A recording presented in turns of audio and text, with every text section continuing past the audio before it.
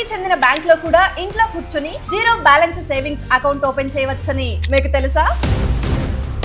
నిజానికి చాలా మందికి ఈ విషయం తెలుసు, కానీ అకౌంట్ ఓపెన్ చేసిన తర్వాత ఉండే ఛార్జీలు, కేవైసీ నిబంధనలు, అకౌంట్ పరిమితులు, ఇంకా అది నిజంగా ఎవరికి ఉపయోగపడుతుంది అనే విషయాలు మాత్రం చాలా మందికి క్లియర్ గా తెలియవు. అందుకే ఈ వీడియోలో ఎలాంటి మిక్స్ లేకుండా అధికారిక ఐపీపీబీ వివరాల ఆధారంగా ఇండియా పోస్ట్ పేమెంట్స్ బ్యాంక్ లో డిజి స్మార్ట్ సేవింగ్స్ అకౌంట్ ఎలా ఓపెన్ చేయాలి, దానికి ముందు ఏ విషయాలు తెలుసుకోవాలి, ఈ అకౌంట్ మీకు సరిపోతుందా లేదా అనే ప్రతి విషయాన్ని స్టెప్ బై స్టెప్ తెలుసుకుందాం. కాబట్టి వీడియోని స్కిప్ చేయకుండా పూర్తిగా చివరి వరకు చూడండి. మీలో ఇంకా ఎవరైనా మన ఛానల్ ని కొత్తగా చూస్తున్నా లేదా సబ్స్క్రైబ్ చేసుకోకుండా చూస్తున్నట్లయితే బాస్ వాలా డైలీ తెలుగు ఛానల్ ని సబ్స్క్రైబ్ చేసుకోండి, బెల్ ఐకాన్ ప్రెస్ చేయడం అస్సలు మర్చిపోకండి. ఇక ఏమాత్రం ఆలస్యం చేయకుండా టాపిక్ లోనికి వెళ్ళిపోదాం. హాయ్, హలో, నమస్తే, వెల్కమ్ టు బాస్ వాలా డైలీ తెలుగు ఛానల్. నేను మీ శిరీష కందుల. ముందుగా ఐపీపీబీ అంటే ఏంటో అర్థం తెలుసుకుందాం. ఐపీపీబీ అంటే ఇండియా పోస్ట్ పేమెంట్స్ బ్యాంక్. ఇది భారత ప్రభుత్వంలోని పోస్టల్ శాఖ ఆధ్వర్యంలో పనిచేసే ఒక పేమెంట్స్ బ్యాంక్. సాధారణ బ్యాంకుల మాదిరిగానే savings account, UPI, mobile banking, డబ్బు పంపడం, బిల్స్ పే చేయడం వంటి అనేక డిజిటల్ బ్యాంకింగ్ సేవలను అందిస్తుంది. అయితే ఇది పేమెంట్స్ బ్యాంక్ కాబట్టి కొన్ని ప్రత్యేక నిబంధనలతో పనిచేస్తుంది. అందుకే సాధారణ బ్యాంకుల్లో లభించే ప్రతి సౌకర్యం ఇందులో ఉండదు. కానీ రోజువారీ డిజిటల్ బ్యాంకింగ్ అవసరాల కోసం మాత్రం ఇది మంచి ఎంపికగా చాలా మంది ఉపయోగిస్తున్నారు. అయితే ఐపీపీబీలో పలు రకాల సేవలు ఉన్నప్పటికీ ఈ రోజు మనం ప్రత్యేకంగా మాట్లాడేది డిజి స్మార్ట్ సేవింగ్స్ అకౌంట్ గురించి. ఎందుకంటే ఇంట్లో నుంచే మొబైల్ ద్వారా ఓపెన్ చేసుకునే సౌకర్యం ఈ అకౌంట్ లో ఉంది. అయితే మొబైల్లో కొన్ని నిమిషాల్లోనే అకౌంట్ ఓపెన్ అయిపోతుంది కాబట్టి ఇది అందరికీ సరిపోయే అకౌంట్ అని అనుకోవడం మాత్రం సరైంది కాదు. ముందు ఇది ఎవరికి ఉపయోగపడుతుందో తెలుసుకుంటే తర్వాత అకౌంట్ ఓపెన్ చేయాలా వద్దా అనే నిర్ణయం తీసుకోవడం సులభం అవుతుంది. మీరు మెయిన్ గా యూపీఐ ద్వారా డబ్బు సెండ్ చేయడం, క్యూఆర్ కోడ్ స్కాన్ చేసి పేమెంట్లు చేయడం, ప్రభుత్వానికి చెందిన బ్యాంక్ లో జీరో బ్యాలెన్స్ అకౌంట్ ఉపయోగించడం వంటి అవసరాల కోసం చూస్తుంటే ఈ అకౌంట్ మీకు మంచి ఎంపిక కావచ్చు. కానీ మీ ఉద్దేశం పెద్ద మొత్తంలో సేవింగ్స్ ఉంచడం, లోన్స్ తీసుకోవడం, క్రెడిట్ కార్డులు పొందడం లేదా ఫిక్స్డ్ డిపాజిట్ చేయడం అయితే ఈ అకౌంట్ ఒక్కటే సరిపోదు.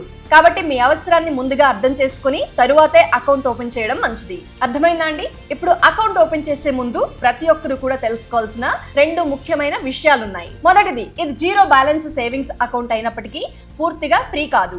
ప్రస్తుతం డిజి స్మార్ట్ సేవింగ్స్ అకౌంట్ కోసం 149 రూపాయలతో పాటు జిఎస్టీ అంటే మొత్తం 176 రూపాయల వార్షిక సబ్స్క్రిప్షన్ ఫీజు ఉంటుంది. అంటే ఇయర్లీ సబ్స్క్రిప్షన్ ప్రాసెస్. కనీస బ్యాలెన్స్ ఉంచాల్సిన అవసరం లేకపోయినా ఈ వార్షిక ఫీజు మాత్రం వర్తిస్తుంది. రెండోది, యాప్ ద్వారా అకౌంట్ ఓపెన్ చేసిన వెంటనే అది పూర్తి స్థాయి కేవైసీ అకౌంట్ గా మారదు. పూర్తి కేవైసీ కోసం తర్వాత ఒక ప్రత్యేక ప్రక్రియ అనేది ఉంటుంది. దాని గురించి కూడా ఈ వీడియోలో ముందుకు వెళ్లే కొద్దీ పూర్తిగా తెలుసుకుందాం.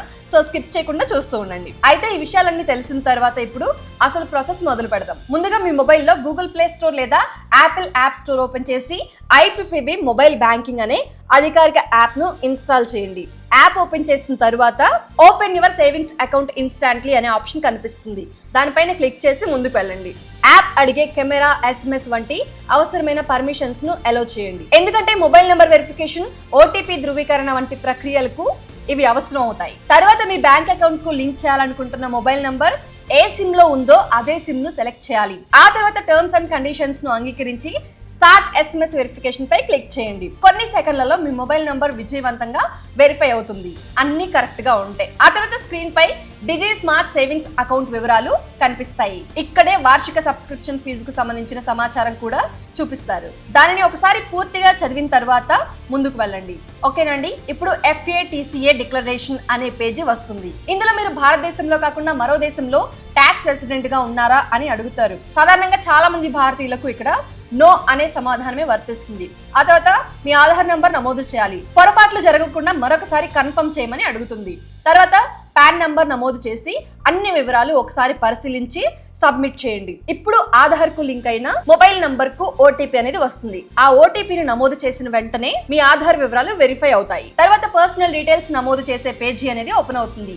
ఇందులో మీ పేరు, మీ మదర్ నేమ్, మీ ఫాదర్ నేమ్, మదర్ మేడన్ నేమ్, అవసరమైతే జీవిత భాగస్వామి పేరు వంటి వివరాలు కూడా అడుగుతారు. ఇక్కడే ఒక విషయం మాత్రం తప్పకుండా గుర్తుంచుకోండి. మీ పేరు ఆధార్, పాన్ కార్డుల్లో ఎలా ఉందో అచ్చం అలాగే నమోదు చేయాలి. స్పెల్లింగ్స్ లో చిన్న మార్పు ఉన్నా తర్వాత కేవైసీ సమయంలో ఇబ్బందులు వచ్చే అవకాశం ఉంటుంది. ఆ తర్వాత మీ ఈమెయిల్ ఐడి నమోదు చేసి సేవ్ చేయండి. ఒకవేళ ఈమెయిల్ వెరిఫికేషన్ కోసం ఓటీపీ వస్తే దానిని కూడా పూర్తి చేయండి. ఇక్కడ వరకు అర్థమైందా అండి? ఇప్పుడు అడ్రస్ వివరాలు నమోదు చేయాలి.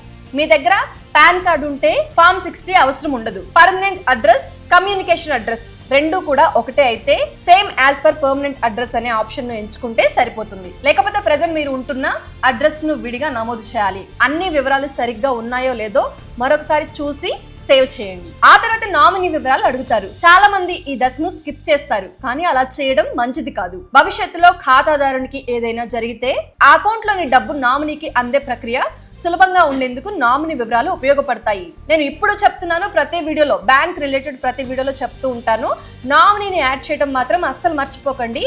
ఇది కంపల్సరీ అని మాత్రం గుర్తుంచుకోండి. తర్వాత వాళ్ళకి ప్రాసెస్ అనేది ఈజీ అవుతుంది దీనివల్ల. అందుకే ఐ విష్ టు నామినీ అనే ఆప్షన్ ను ఎంచుకొని నామినీ పేరు, పుట్టిన తేదీ, మీతో ఉన్న సంబంధం, అడ్రస్ వంటి వివరాలు నమోదు చేయండి. ఆ తర్వాత nationality, marital status, occupation, annual income, educational qualifications వంటి సాధారణ వివరాలు అడుగుతారు. మీకు వర్తించే సమాచారాన్ని నమోదు చేసిన తర్వాత పీఈపీ డిక్లరేషన్ అనేది కనిపిస్తుంది. అంటే మీరు రాజకీయంగా ప్రముఖ వ్యక్తినా లేదా అలాంటి వ్యక్తులతో సంబంధం ఉందా అని అడుగుతుంది.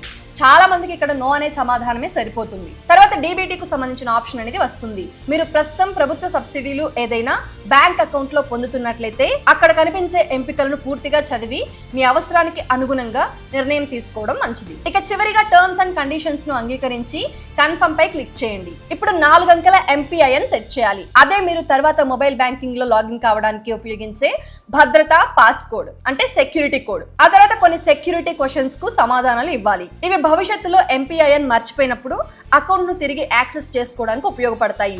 ఇక చివరిసారిగా OTP వెరిఫికేషన్ పూర్తయిన తర్వాత అకౌంట్ ఓపెన్డ్ సక్సెస్ఫుల్లీ అనే మెసేజ్ కనిపిస్తుంది. సేమ్ అదే స్క్రీన్ లో కస్టమర్ ఐడి మరియు అకౌంట్ నంబర్ కూడా కనిపిస్తాయి. వాటిని వెంటనే స్క్రీన్ షాట్ తీసి లేదా ఎక్కడైనా భద్రంగా రాసి పెట్టుకోండి. ఇక్కడితో అకౌంట్ ఓపెన్ చేసే ప్రక్రియ అనేది పూర్తవుతుంది. ఇప్పుడు అకౌంట్ ఓపెన్ అయిన తర్వాత చేయాల్సిన ముఖ్యమైన పని ఫుల్ KYC అనేది పూర్తి చేయడం.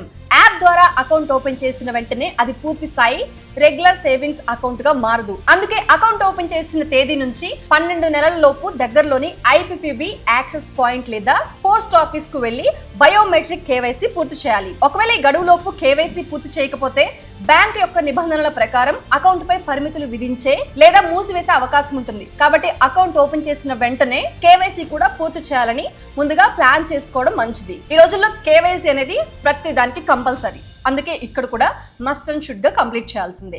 ఇక KYC పూర్తయ్యాక మీ అకౌంట్ ను మరింత స్వేచ్ఛగా ఉపయోగించుకునే అవకాశం ఉంటుంది. అయితే డిజి స్మార్ట్ సేవింగ్స్ అకౌంట్ ఒక పేమెంట్స్ బ్యాంక్ అకౌంట్ కాబట్టి దీనికి కొన్ని పరిమితులు ఉంటాయి. ప్రస్తుతం అధికారిక నిబంధనల ప్రకారం రోజు ముగిసే సమయానికి ఈ అకౌంట్ లో గరిష్టంగా 1,00,000 రూపాయల వరకు మాత్రమే బ్యాలెన్స్ ఉంచుకోవచ్చు. కాబట్టి మీరు పెద్ద మొత్తంలో సేవింగ్స్ నిల్వ చేయాలి అనుకుంటే దీనిని ప్రధాన సేవింగ్స్ అకౌంట్ గా కాకుండా రోజువారీ డిజిటల్ లావాదేవీల కోసం ఉపయోగించడం మరింత అనుకూలంగా ఉంటుంది. మరొక మంచి సౌకర్యం virtual debit card. Physical ATM card చేతికి వచ్చే వరకు వేచి ఉండాల్సిన అవసరం లేకుండా యాప్ లోనే వర్చువల్ డెబిట్ కార్డ్ ను ఉపయోగించి ఆన్లైన్ పేమెంట్లు చేయవచ్చు. అలాగే ఈ అకౌంట్ కు UPI సపోర్ట్ కూడా ఉంటుంది. కాబట్టి UPI సేవలను అందించే యాప్ల ద్వారా అకౌంట్ ను లింక్ చేసుకుని డబ్బు పంపడం, స్వీకరించడం, QR కోడ్ ద్వారా చెల్లింపులు చేయడం వంటి రోజువారీ డిజిటల్ బ్యాంకింగ్ సేవలను సులభంగా ఉపయోగించుకోవచ్చు. అయితే ఇక్కడ ఒక విషయం మాత్రం స్పష్టంగా గుర్తుంచుకోవాలి. IPPB ఒక పేమెంట్స్ బ్యాంక్ మాత్రమే, పూర్తి స్థాయి కమర్షియల్ బ్యాంక్ కాదు. అందుకే ఇందులో personal loan, home loan, vehicle loan లేదా క్రెడిట్ కార్డు వంటి సేవలు అందుబాటులో ఉండవు. అలాగే ఫిక్స్డ్ డిపాజిట్ లేదా రికరింగ్ డిపాజిట్ వంటి పెట్టుబడి పథకాలు కూడా ఇందులో లభించవు. కాబట్టి భవిష్యత్తులో ఇలాంటి సేవలు అవసరమవుతాయని భావిస్తే మరో పూర్తి స్థాయి బ్యాంక్ అకౌంట్ ను కూడా కొనసాగించడం మంచిది. అర్థమైందా అండి? ఇప్పుడు POSA గురించి మాట్లాడుకుందాం. ఈ అంశంలో చాలా అపోహలు ఉన్నాయి. IPPB అకౌంట్ ఓపెన్ చేస్తే తప్పనిసరిగా POSA అకౌంట్ కూడా ఓపెన్ చేయాలని చాలా మంది చెబుతూ ఉంటారు. కానీ ప్రెసెంట్ ఉన్న అధికారిక సమాచారం ప్రకారం అది ప్రతి ఒక్కరికి తప్పనిసరి కాదు. అవసరాన్ని బట్టి పోస్ట్ ఆఫీస్ సేవింగ్స్ అకౌంట్ ను ఓపెన్ చేసి IPPB తో అనుసంధానం చేసుకునే అవకాశం ఉంటుంది. అయితే ఇది మీ బ్యాంకింగ్ అవసరాలపై ఆధారపడి ఉంటుంది. అందువల్ల POSA అకౌంట్ లేకపోతే IPPB అకౌంట్ పనిచేయదని భావించడం సరైంది కాదు. ఇప్పుడు ఒక చిన్న సందేహానికి కూడా సమాధానం చెప్పాలి. ఈ అకౌంట్ పై వడ్డీ వస్తుందా? ఎస్, వస్తుంది. సేవింగ్స్ అకౌంట్ గా దీనిపై కూడా బ్యాంకు ప్రకటించిన ప్రస్తుత వడ్డీ రేటు ప్రకారం వడ్డీ లభిస్తుంది. అయితే వడ్డీ రేట్లు కాలానుగుణంగా మారే అవకాశం ఉంటుంది. అందుకే అకౌంట్ ఓపెన్ చేసే సమయంలో అధికారిక IPPB వెబ్సైట్ లేదా యాప్ లో ఉన్న తాజా వడ్డీ రేటును ఒకసారి చూసుకోవడం మంచిది. అర్థమైందా అండి? ఇక ఈ అకౌంట్ ను ఎవరికి సిఫార్సు చేయవచ్చు అంటే మీరు ఎక్కువగా యూపీఐ ట్రాన్సాక్షన్లు చేస్తుంటే, జీరో బ్యాలెన్స్ సౌకర్యం కావాలి అనుకుంటే, ప్రభుత్వానికి చెందిన డిజిటల్ బ్యాంకింగ్ సేవలను ఉపయోగించాలని అనుకుంటే, లేదా పోస్ట్ ఆఫీస్ నెట్వర్క్ ద్వారా బ్యాంకింగ్ సేవలను పొందాలని భావిస్తే ఈ అకౌంట్ మంచి సెలక్షన్ అవుతుంది. ముఖ్యంగా గ్రామీణ ప్రాంతాల్లో నివసించే వారికి పోస్ట్ ఆఫీస్ సేవలు సులభంగా అందుబాటులో ఉండడం కూడా ఒక అదనపు ప్రయోజనం. SBI, Canara bank, union bank, Indian bank, bank of Baroda, HDFC లేదా ఇతర పూర్తి స్థాయి కమర్షియల్ బ్యాంకులు మరింత అనుకూలంగా ఉంటాయి, ఎందుకంటే అవి విస్తృతమైన బ్యాంకింగ్ సేవలను అందిస్తాయి. ఇప్పుడు పోస్ట్ ఆఫీస్ లో ఏవైతే సౌకర్యాలు లభించవని చెప్పానో అవన్నీ కూడా ఫుల్ ఫ్లెడ్జ్డ్ గా మనకు ఈ ప్రైవేట్ బ్యాంక్స్ లో లభిస్తాయి. అర్థమైందా అండి? సో మొత్తానికి ఐపీపీబీ డిజి స్మార్ట్ సేవింగ్స్ అకౌంట్ ను ఒక సాధారణ సేవింగ్స్ అకౌంట్ తో పోల్చకుండా డిజిటల్ లావాదేవీల కోసం రూపొందించిన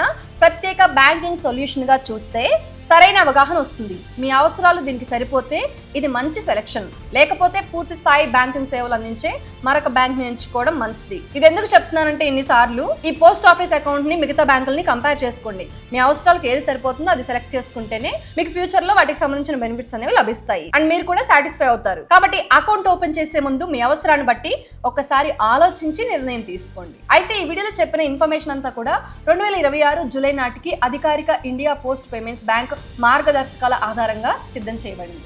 సో భవిష్యత్తులో బ్యాంకు ఛార్జీలు, వడ్డీ రేట్లు లేదా ఇతర నిబంధనల్లో మార్పు జరిగే అవకాశం ఉంటుంది. అందువల్ల అకౌంట్ ఓపెన్ చేసే ముందు ఒకసారి అధికారిక ఐపీపీబీ యాప్ లేదా వెబ్సైట్ లో తాజా సమాచారాన్ని పరిశీలించడం మాత్రం అస్సలు మర్చిపోకండి. ఓకేనా అండి? ఈ వీడియో కనుక మీకు ఉపయోగపడితే తప్పకుండా ఒక లైక్ చేయండి. ఇలాంటి బ్యాంకింగ్, ఫైనాన్స్ మరియు ప్రభుత్వ పథకాలపై పూర్తిగా పరిశీలించి ఖచ్చితమైన సమాచారంతో వీడియోలు చూడాలి అనుకుంటే మా బాస్ వాలా డైలీ తెలుగు ఛానల్ ని తప్పకుండా సబ్స్క్రైబ్ చేసుకొని బెల్ ఐకాన్ ఆన్ లో ఉంచుకోండి. ఓకేనా? సో ఇది వాళ్ళ మన అప్డేట్. ఇలాంటి మరొక సరికొత్త ఇంట్రెస్టింగ్ అండ్ యూస్ఫుల్ అప్డేట్ తో మళ్ళీ ముందుకు వస్తాను. అప్పటి వరకు చూస్తూ ఉండండి బాస్ వాలా డైలీ తెలుగు ఛానల్. వెళ్ళొస్తాను. Brand partnerships and advertising enquiries కోసం brand@bosswala.com కి ఈమెయిల్ చేయండి లేదా 9108014192కి వాట్సాప్ చేయండి. Boss Wala. Be the boss.